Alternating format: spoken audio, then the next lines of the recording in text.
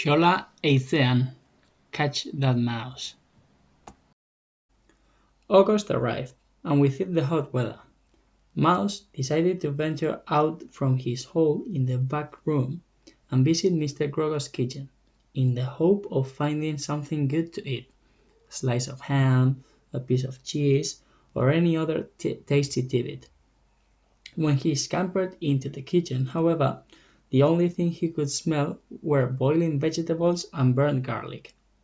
The smells made him feel a bit sick, so he decided to return to his hole. He would come back later, when the air had cleared. In the hallway, he bumped into Mr. Grogo. Off he goes, he thought, off to eat his revolting vegetables. "Xola, come here! Look at this!" shouted Mr. Grogo. He wanted his dog to witness this unusual event, because it was not often that they saw a mouse inside the house. "What's going on? What do you want?" asked Xola, running from his room. But before Mr. Grogo had even opened his mouth to answer, Xola started sniffing. "What's that smell?" Again Mr. Grogo opened his mouth to answer, but Xola beat to him. "It smells mouse!" he cried.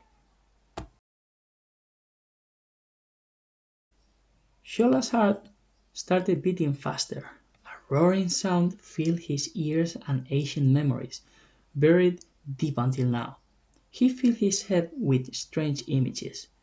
He saw his ancestors from long ago, fierce and almost wild, telling him to continue the age-old fight between mice and rat-catcher dogs.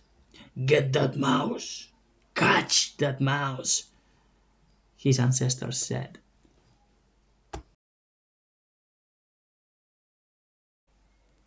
From that day on, Xola's world was split in two.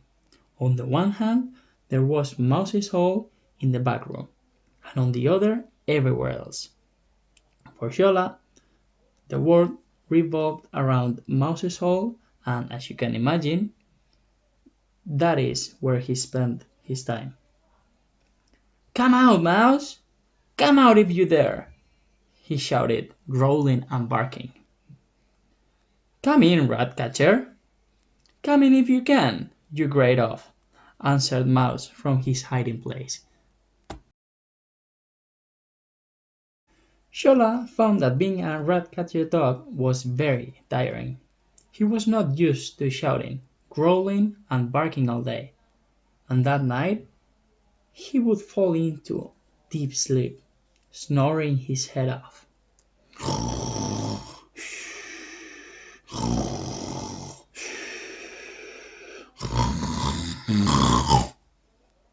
He snored so loudly that he used to keep Mr. Grogo awake. "I didn't sleep a wink last night either," Mr. Grogo said tiredly one morning. "Neither did I," yawned Xola. "What? Of course you did. You were snoring your head off all night."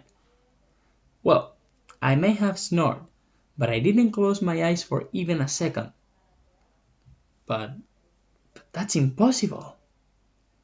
"It might be for you mere humans," replied Xola, "but that's how we, fierce and half-wild rat-catcher dogs, sleep, with our eyes wide open." Mr. Grogo knew it was useless to argue with him. This whole business was driving the poor dog crazy.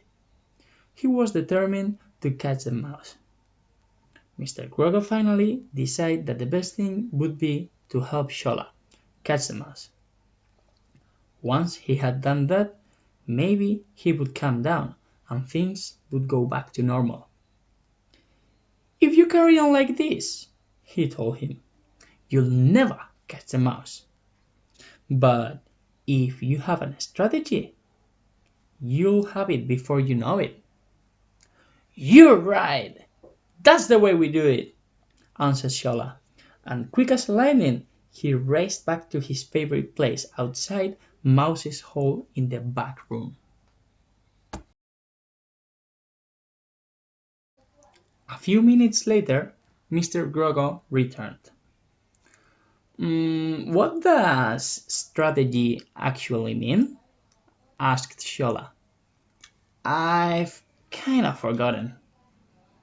Strategy, explained Mr. Grogo, means tricking Mouse into coming out of his hole. To put it more clearly, it would be like strategy means putting a piece of cheese in the hallway. We'll put a piece of cheese in the hallway, and when Mouse scampers out to eat it, bingo! You catch him. But cheese is revolting, it's disgusting, answered Xola. I wouldn't even bother wagging my tail for a piece of cheese. Perhaps you wouldn't, but Mouse will. Come on, let's put that piece of cheese down right away. Mr. Grogo went to the kitchen and cut a piece of strong-smelling Roquefort cheese. He put it on a plate and set it down in the middle of the hallway. Go and hide in the bedroom, Xola. And when Mouse appears, bingo! Mr. Grogo went into the study to read and stayed there all afternoon. As it was getting dark, he got up and went to the kitchen. On the way, he looked into the hall and saw that the plate was empty. All the cheese had disappeared, right down to the last scrap. Xola, what happened? He called out to the dog. Weren't you able to catch a mouse? Nope, absolutely impossible, replied Xola with a frown. And the next moment he was back in his usual place, outside Mouse's hole. Don't worry, Xola, Mr. Grogo said kindly. Our strategy may not have worked this time round, but it will next time. I will put down some more cheese. That way, Mouse will take longer to eat it, and you'll have more time to catch him. Okie dokie, answered Xola. Right, up you go into the bedroom then, and keep your eyes wide open.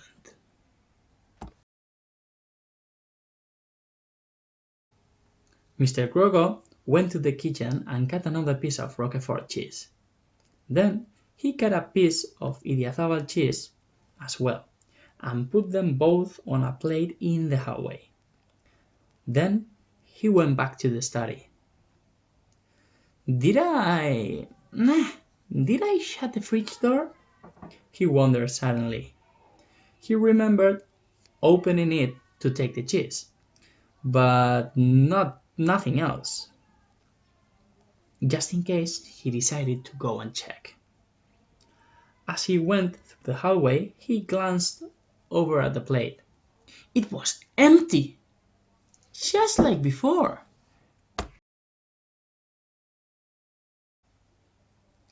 That mouse must be very quick, he thought. Surprised, he called out to Xola. What happened?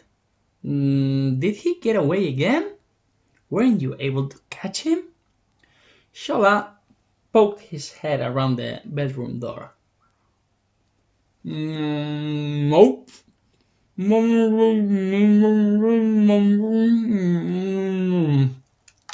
He answered.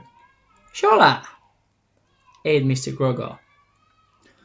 What have you got in your mouth?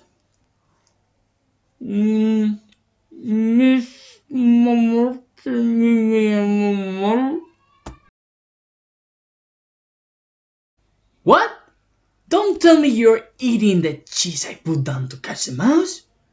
Weren't you the one that said that cheese was revolting? That you wouldn't even bother bagging your tail off for a piece of cheese? Mr. Grogo asked, waving his hands around. He was very angry. Well, well, I guess I was wrong.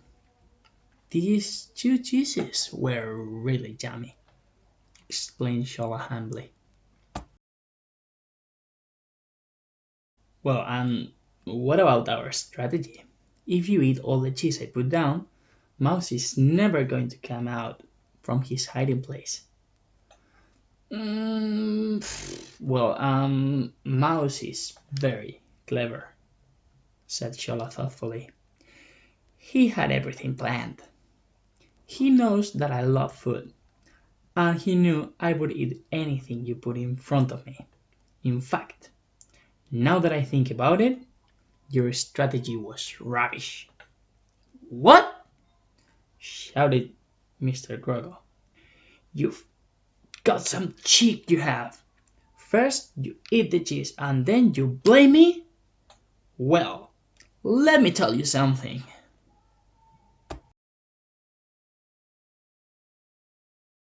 Mr. Grogo ranted and raved, but it was no use.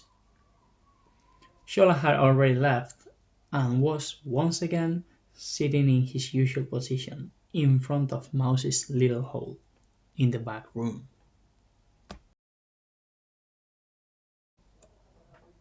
And that's the end.